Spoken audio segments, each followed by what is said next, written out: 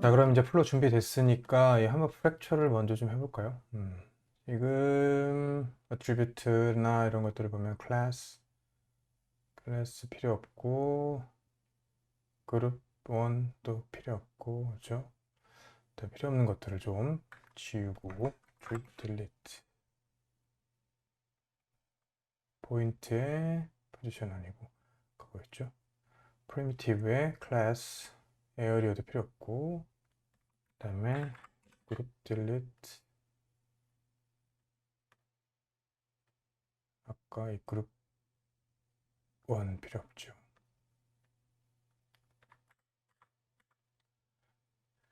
그리고 이제 RBD Material Fracture를 이용해서 이 플로어 만들어진 거를 부셔볼 텐데, 일단 플로어니까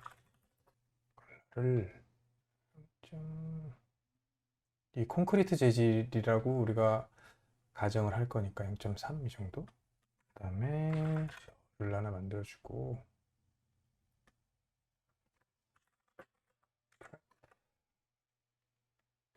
그리고 전에 썼던 방법하고 동일하게, 그 전에 미리 말씀드려야 될 게, 여기를 한번 프랙처를 해볼게요. 얘를 가지고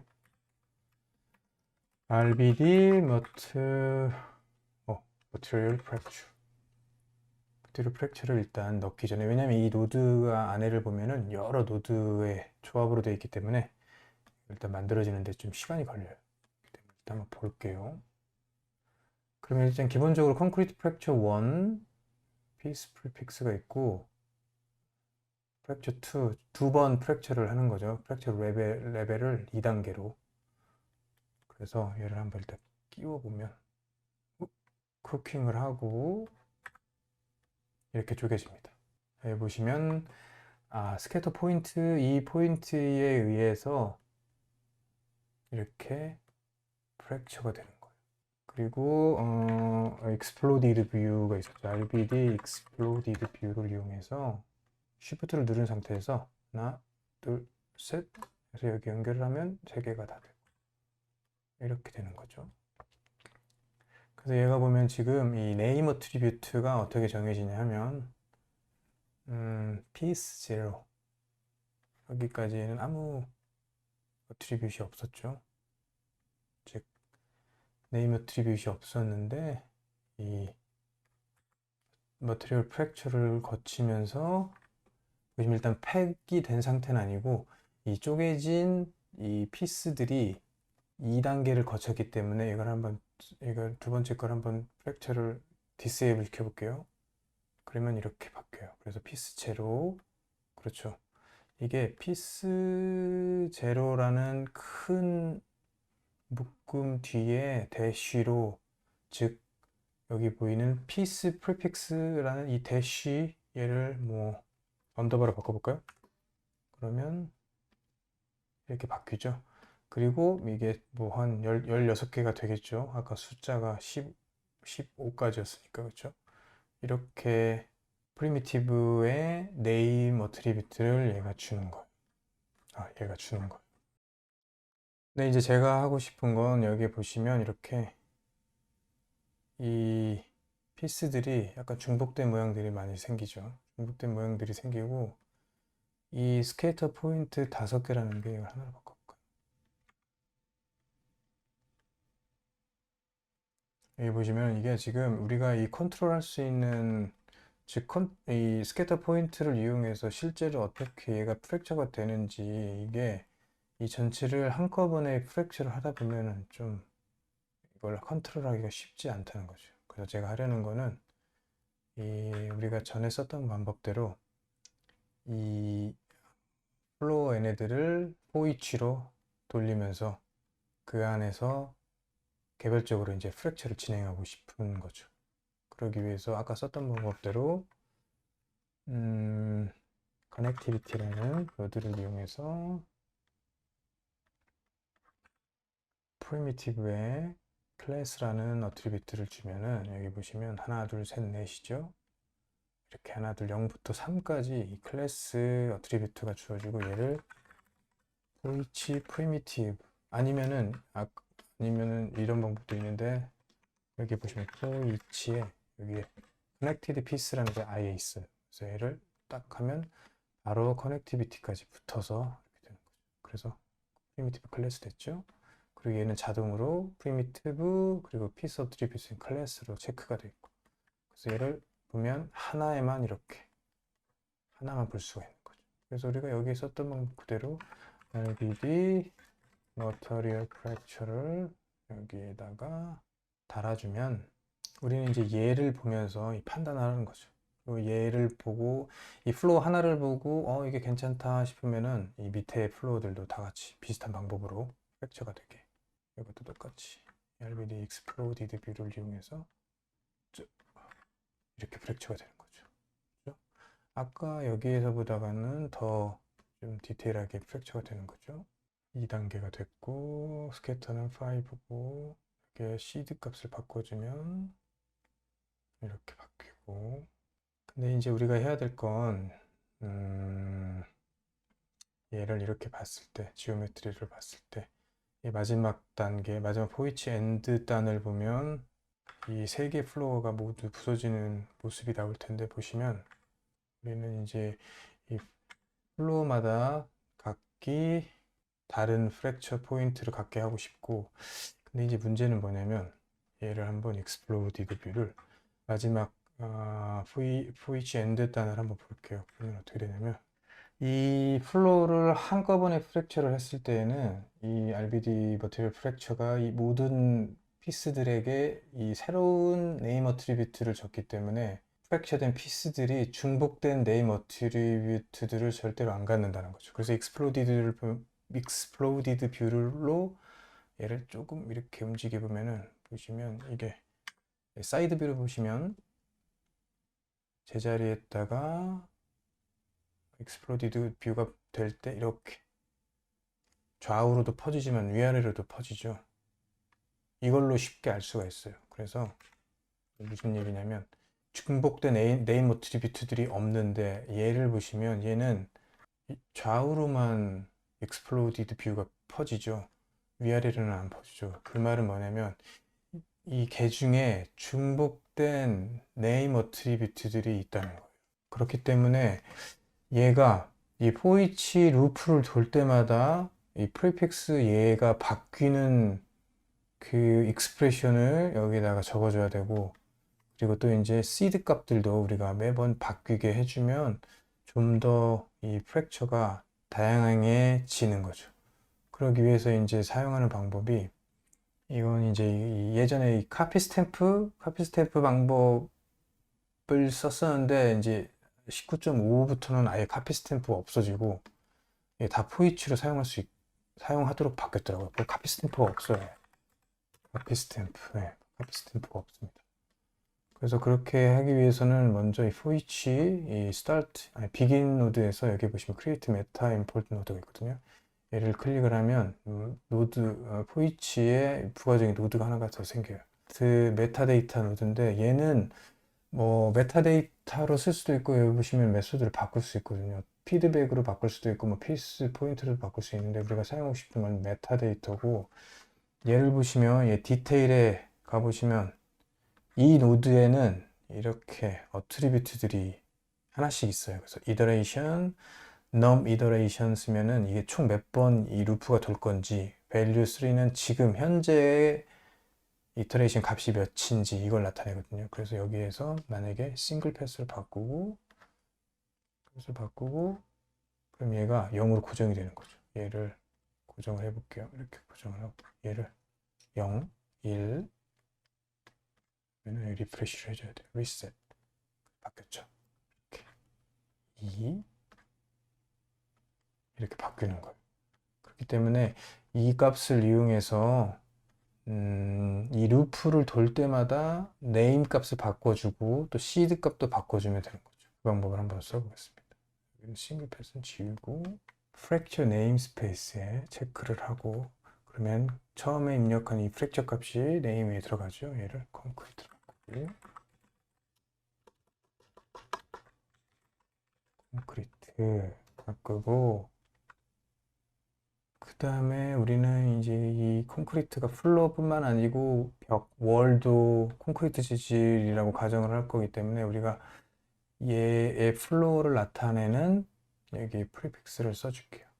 근데 이건 나중으로 해서 언더바 보시면 우리가 이 서브넷 이름을 플로어라고 지었죠. 이 서브넷 이름을 불러올게요. 봐봐. 그러기 위해서 백틱 네임 오 여기 보시면 나오죠. 스트링. 우리는 이 바깥에 있는 걸 불러오기 때문에 더블 코트 그 다음에 이건 자기 자신 얘는 바깥. 그래서 해주면 플로어가 나왔죠. 그 다음에는 백 언더바를 하나 해주고 어떻게 할 거냐면 얘가 루프를 돌 때마다 이 새로운 넘버들 여기에다 주기 위해서 포이치 메타데이터에 아까 얘기했던 이더레이션 값을 가져오는 거죠. 그렇게 하기 위해서 똑같이 백틱 디테일 왜냐하면은 여기에 이 어트리뷰트가 디테일에 있었죠. 디테일 그다음에 괄호하고 나가서 포이치의 메타데이터 그다음에 여기 지금 익스프레션이 나와요. 여기 보시면 디테일을 하고 스트링 플로트죠. 스트링 하나 썼고 어떤 어트리뷰트를 가져올 거냐 스트링 이터레이션이었죠. 그 다음에 이 플로트 값은 뭐가 들어가냐면 여기 보시면 다 나와요. 어트리뷰트 인덱스 첫 번째 있는 어트리뷰트 값을 가져올 거니까 얘가 이 이터레이션은 인덱스가 하나밖에 없는 거죠. 그러니까 제로 백티를 해주면 얘가 이렇게 되는 거죠. 뒤에는 이제 피스 프리픽스를 통해서 얘가 이제 이렇게 뒤에가 붙는 거고 그렇게 되면 얘가 이터레이션이 돌 때마다 이 플로어 다음에 있는 언더바 이쪽 숫자가 계속 바뀌기 때문에 더 이상 중복된 네임 어트리뷰트가 없는 거죠. 그래서 얘 임시로 이렇게 해보고 얘를 볼게요. 그러면 아까 익스플로디드 뷰로 봤을 때 그렇죠. 아까는 위로는 확장이 안 되고 이 좌우로만 확장이 됐는데 여기 보시면은 위로도 확장이 되죠. 이 말은 곧 이 중복된 네임 어트리뷰트가 없다는 거. 그래서 혹시라도 이 RBD 디스럭션 작업을 하실 때 이 익스플로디드 뷰로 봤을 때 뭔가가 겹쳐 있거나 이 똑같이 사방으로 이렇게 펼쳐지지 않는다면 중간에 어떤 중복된 네임 어트리뷰트들이 있다는 얘기니까 그 부분을 고쳐주시면 됩니다. 그리고 우리가 해야 될 거는 이제 시드 값, 스캐터 시드였죠. 이거는 이 부분을 그대로 갖다 쓰면 됩니다. 디테일, 이터레이션 그렇죠? 디테일, 맨 뒤에 백티. 이것은 이제 우리가 익스프레션이 아니고, 이거 백틱을 빼줘야겠죠? 그렇죠? 그렇게 되면은, 뭐 지금은 이게 0이겠지만, 이걸 나중에 얘를, 싱글 패스로 해보면, 2일 때 2가 되죠. 그쵸? 그래서 이게 바뀌겠죠? 2번 프랙처에도 똑같이 써주되, 뭐 여기에는 특정한 번호를 더 입력해서 시드 값이 완전히 달라지게 한다. 그런 방법을 쓰면 되겠습니다. 그래서 앞으로 이 방법들을 이 모든 프랙처를 할 때 사용을 할 거예요. 또 한 가지 이 RBD 툴 뭐라고 해야 될까요? 툴셋에 또 좋은 기능 중에 하나가 이제 RBD 팩이라는 게 있어서 보시면은 지금 이제 우리가 이 프랙처된 피스들을 가지고 시뮬레이션 작업을 진행을 할 때 이 프록시를 써야 되고 컨스트레인도 써야 되고 그렇죠. 근데 지금 이렇게 우리가 이 포이치를 돌려버리면 이 나오는 노드가 이 지오메트리 노드 하나밖에 없는 거죠. 그때 아주 좋은 방법이 이제 이 RBD 팩을 쓰는 거예요. 이 RBD 팩은 뭐 특별한 기능은 없고 그냥 이 RBD 팩에 들어오는 이런 노드들의 입력을 받아서 그냥 세 개를 하나로 묶어주는 거예요. 이렇게. 그래서 보시면 이 포이치 엔드에 하나만 들어오지만 우리가 팩, 언팩 할 때하고 똑같이 그렇기 때문에 얘가 들어와도 얘에서는 안 보이는 거죠. 얘를 똑같이 RBD 언팩을 해주면 하나 들어왔던 게 하나로 나와서 얘가 이 안에서 세 개로 분리가 되는 거죠. 그래서 아까처럼 이렇게 볼 수가 있는 거죠. 그 중에 지오메트리만. 얘를 프록시로 보고 싶으면 지금은 뭐 특별히 디테일을 안 줬기 때문에 프록시도 똑같겠죠. constraint을 볼까요 한번? 그죠? 근데 우리가 여기서 한번 봐야 될 게 만약에 우리가 이 프랙처된 피스에 디테일을 주기 위해서 치핑, 이 부분은 RBD 시간에 다뤘었죠. 치핑을, 이네이블 치핑을 해주면 이 모서리 부분이 이제 깨지는 거죠. 보이시죠? 여기 모서리 부분이 좀 깨져 있는 거. 엑스플로디드 뷰로 보면은 이렇게 칩들이 조금씩 생겨 있는 거예요. 아니면 이너 디테일, 엣지 디테일, 이 엣지를 따라서 인터널 엣지를 따라서 또 이제 헤이트를 물려볼까요? 아, 얘는 왜 이게 업데이트가 안 됐을까요? 아무튼 너무 이 정도. 이 RBD 프랙처 노드들이 아주 좋죠. 실제로 보면은 이 정도 디테일이지만 자연스럽고. 그래서 아셔야 될 건 이제 실제 너울로 한번 보면 실제 우리가 렌더링할 지오메트리는 이렇지만 이 프록시들은 보면 이 엣지 디테일을 주기 전, 그렇죠.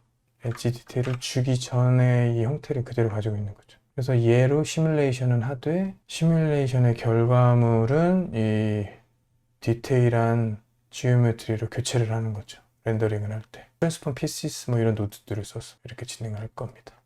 일단 우리는 속도를 위해서 디테일 부분은 디세이블 시키고 나중에 캐시를 만들 때에만 켜주는 걸로 하겠습니다. 그리고 이제 우리가 해야 될 게 뭐냐면 보시면 이제 이 비행기가 렌더 카메라로 보시면 우리가 비행기가 이쪽 모서리를 강타할 거죠. 이쪽 모서리를 강타할 거기 때문에 이쪽에는 더 잘게 부서질 때고 이 뒷부분은 굳이 자잘자잘하게 부서질 필요가 없는 거죠. 그렇기 때문에 우리가 이쪽에다가 좀 디테일을 더 많이 줘야 되지 이 뒤쪽은 굳이 디테일이 필요가 없습니다. 그때 이제 할 수 있는 방법이 여기 RBD 머터리얼 프랙처에 보시면 입력이 여러 가지가 있는데 첫 번째는 지오메트리, 우리가 부실 지오메트리가 들어가는 거고 컨스트레인 혹시 우리가 따로 만들어주는 컨스트레인이 있으면 여기다 집어넣어 주는 거고 그 다음에 프록시가 생기는 거죠. 그리고 마지막 네 번째 보시면 뭐 엑스트라 브로노이 포인트 아니면 이게 이 머터리얼마다 달라지는 거네요.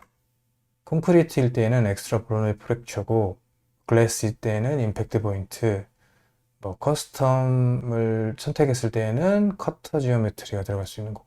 그래서 우리가 이제 이걸 콘크리트라고 가정을 했으니까 엑스트라 브로노이 포인트가 여기에 들어가면 이쪽 부분이 더 자잘자잘하게 깨지는 거죠. 그렇게 하기 위해서 어떤 방법을 쓸 거냐면 밖에 나가서 이렇게 보시면 비행기가 여기를 강타했을 때, 즉 강타하는 포인트, 잠깐만요. 오브젝트 머지를 한번 해볼까. 오브젝트 머지를 해서 비행기를 한번 불러볼게요. 에어플레인 아웃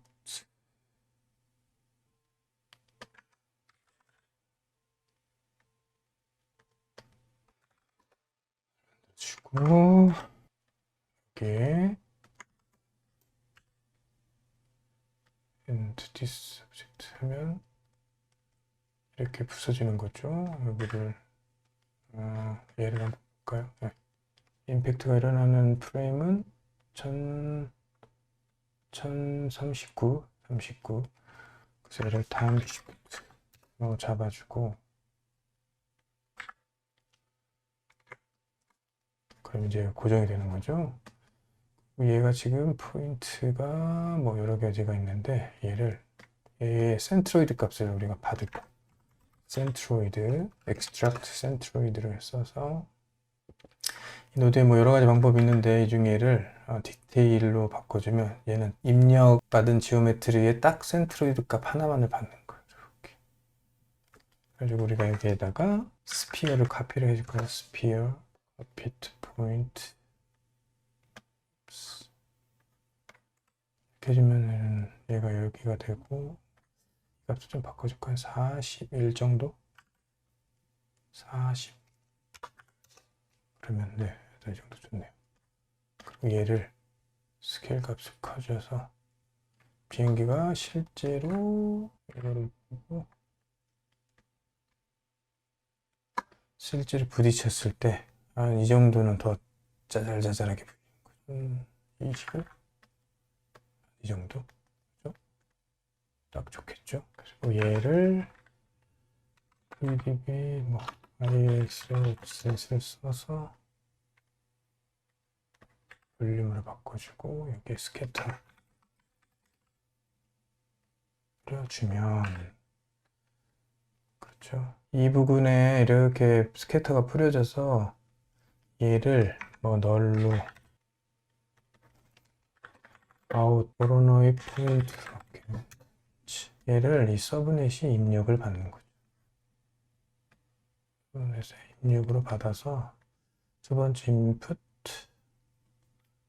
두 번째 인풋을 가져와서 볼게요. 예, 너를 하나 갖고 와서 이렇게 포인트가 있는 거죠. 얘를 한번 이 RBD 머티리얼 프랙처의 네 번째 인풋에 이렇게 넣어주면 볼게요. 그냥 지금은 이렇게 돼 있었죠. 근데 얘를 이렇게 넣어주고 얘에서 프라이머리 프랙처에 인풋 포인트 여기 있죠. 우리가 여기를 추가로 켜주면 네, 이렇게 되는 거예요. 여기 인풋만 켜줘도 얘가 자동으로 여기를 인식하는 거죠. 이렇게. 그래서 여기에다 이걸 놔두고 바깥에서 스캐터 포인트를 뭐 500개를 누르면 그렇죠? 이 부분이 더 많이 깨지는 거죠. 500개 좋네요. 500개 좋네요.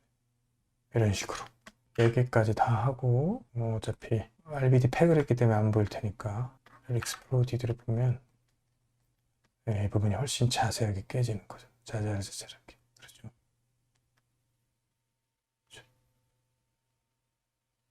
좋습니다. 이런 방법으로 프랙처를 진행할 겁니다. 그리고 이제 이렇게 프랙처된 피스들이 준비가 되면 얘를 이제 캐시로 굽는 거죠. 파일 캐시로 이름을 어떻게 쓸 거냐. 팩트가 된 거죠. 롤 A로 하겠습니다. A. 이 파일 캐시가 그래서 좀 헷갈리더라고요. 이게. 베이스 네임은 힙 네임하고 $OS, 힙 네임까지는 필요 없고 너무 길어지니까 $OS고 베이스 폴더는 힙 geo. 네, 좋습니다. 그리고 이건 프레임 하나만 캐시를 하면 되니까 싱글 프레임 save to disk. 그리고 읽을 때는 load from disk를 하면 그렇죠? 얘를 여기에 와서 보면 됐습니다. 이렇게. 디테일을 줘야 되죠. 여기에서 엣지 디테일을 켜고 일단은 너무 디테일하지 않게 PC가 너무 오래돼서 프랙처 하는 데에도 시간이 엄청 걸리네요. 그리고 바로 여기서 Save to Disk. 한번 이렇게 캐시를 굽고 나면 그 다음에는 이렇게 쿠킹하는 과정이 없기 때문에 훨씬 빠르죠. 근데 지금 살펴보니까 여러 가지 기능들이 있네요. 이거 타임 디펜던트, 타임 인디펜던트죠. 이거 체크 해제하고 이렇게 하면 이게 시퀀스인지 아닌지가 바뀌네요. 오, 스케줄링, 어드밴스드. 오, 그러면은 뒤에 보시면 폴더가 베이스 폴더가 이렇게 생기고 베이스 네임 버전 1에 팩트 이렇게 해보겠습니다. 비디오 BGSC 이걸 $OS로 바꿀까요? 됐죠. 그러면 여기 가보면 이렇게 나오고 캐싱 Save to Disk. 버전이 여기 있네요 또. 네, 드디어 캐시가 구워졌습니다. 와, 엄청 오래 걸리네요. 됐고 리로드 지오메트리 한번 하고 이렇게 이 안에 디테일이 많아져서 그런 건지 그렇게 많은 것 같지 않은데 줄여볼까요? 노이즈 엘리먼트 사이즈를 너무 작으면 이게 그리고 디테일 사이즈도 이 정도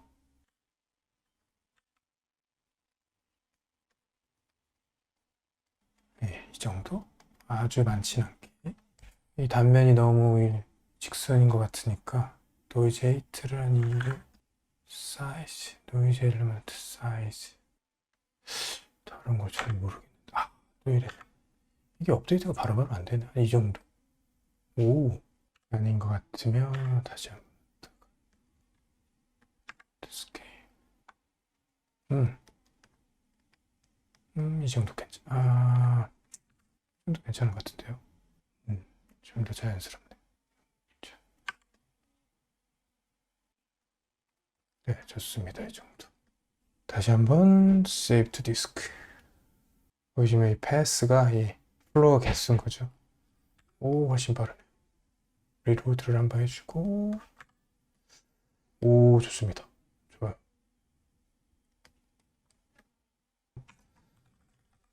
아웃풋 해주면 이렇게 준비가 된 거죠. 이렇게 해서 플로어가 준비가 됐습니다. 이제 여기서 더 해줘야 될 건 일단 얘를 보시면 얘가 팩트 지우긴 하지만 이거는 이 RBD 팩이 된 거죠. RBD unpack을 해주면 그냥 폴리건인 거죠. 얘를 팩을 해줘야 되는 거죠. 네임 어트리뷰트에 따라서. 그러기 위해서는 RBD configure라는 노드가 있어서 하나, 둘, 셋 여기가 하나씩 들어오면 여기에 보시면 create packed fragment가 있죠. 그럼 얘가 자동으로 네임 값을 인식을 해서 이 packed fragment를 만들어 주는 거예요. 그리고 똑같이 얘에서 바로 볼 수도 있고요. 팩이 아니죠. 이렇게. 그리고 여기에서는 팩이 됐기 때문에 네임 값은 포인트로 넘어갔고 프로모트가 됐고 이 RBD configure 노드의 또 좋은 점은 여기 보시면 액티브, 인액티브가 있어서 우리가 이제 이 비행기가 여기 들어올 때 여기에 이쪽 모서리를 승부를 하면 이쪽 부분만 무너지고 이 뒷부분은 좀 남아 있어야 되는 거죠. 그래서 이쪽 무너지는 부분을 액티브 영역, 안 무너지는 부분을 인액티브 영역으로 잡을 수가 있는 거예요. 그래서 그럴 경우에 한번 해볼까요? 비행기가 들어올 때 얘를 들어오는 타임 프레임, 타임 시프트를 여기고 얘를 또 하나 받고 그래서 얘를 머지를 시켜주면 이 궤적이 생기는 거죠.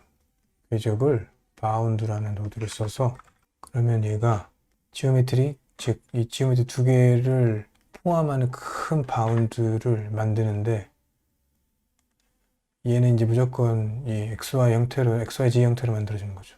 여기에서 얘를 오리엔티드 바운딩 박스를 해주면 이런 식으로 이 궤적 형태로 바운딩 박스가 만들어지는데 어디가 늘어나는지는 해봐야 돼. 여기가 좋아하구나. 이렇게 카피를 해주고 여기에 뭐 할까요? 왜냐면은 이 사실 앞뒤 값은 뭐 포함시킬 필요 없으니까 얘를 또 받아 이렇게. 그다음 얘도 똑같으면은 이렇게 25만큼 30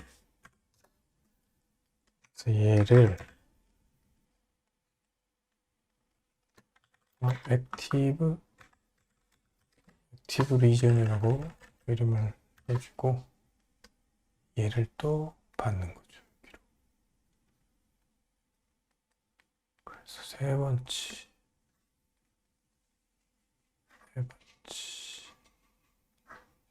따와서 아까 RBD configure에 네 번째 인풋을 보면은 static bound geometry라고 있죠. 여기 입력을 해주면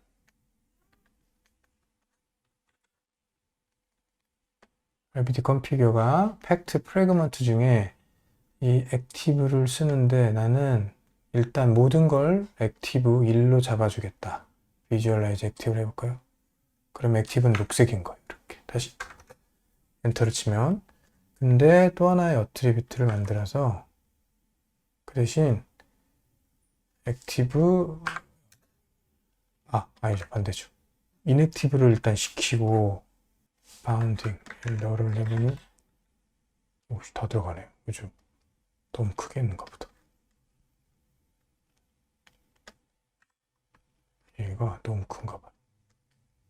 한 5만 정도? 0? 비행기가 딱 지나가는 영역? 보면 처음에 1번 모든 팩 프래그먼트가 다 0이었다가 이 유즈 바운드에 포함된 이쪽만 1로 바꿔주겠다. 잠깐만요. 뭐 이렇게 해보면 되겠지만 액티브가 포인트 그죠? 쭉 이쪽 부분은 인액티브고 이쪽 부분만 액티브.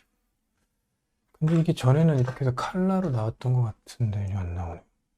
아무튼 이걸로 한번 확인을 해보면 우리가 예상했던 것처럼 이 바운딩 박스 우리가 이 만들었던 이 사각형 안에 들어오는 애들은 이렇게 액티브 값이 달라지는 거죠. 그래서 이제 시뮬레이션 진행을 하면 이쪽 지금 우리가 보고 있는 이 인액티브 지역은 움직이지 않고 다이내믹이 아니고 반대로 이쪽 부분만 무너지는 거죠. 너무 적은 것 같으면 올라가서 이 값을 좀 늘리면 되겠죠. 바운딩 박스 여기를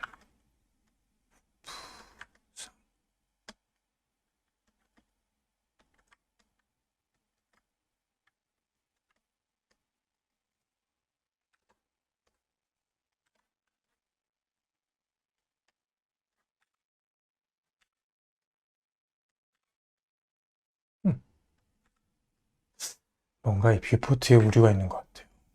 얘를 늘리면 많이 늘어나야 되는데 반영이 안 되지. 그렇죠. 다시 들어갔다가 나오면 되고. 아무튼 이렇게 컨피규어로 액티브 인액티브 어트리뷰트도 사인을 해줬고 얘를 다시 여기 했던 것처럼 언팩 알비리 팩을 다시 해주고 얘를 최종 아웃풋. 그래서 여기에서 이제 필요할 때마다 이 덴시티나 어떤 바운스 프릭션 값들을 여기서 조절을 하는 거죠. 일단 플로어에 대한 프랙션은 이걸로 마쳤습니다.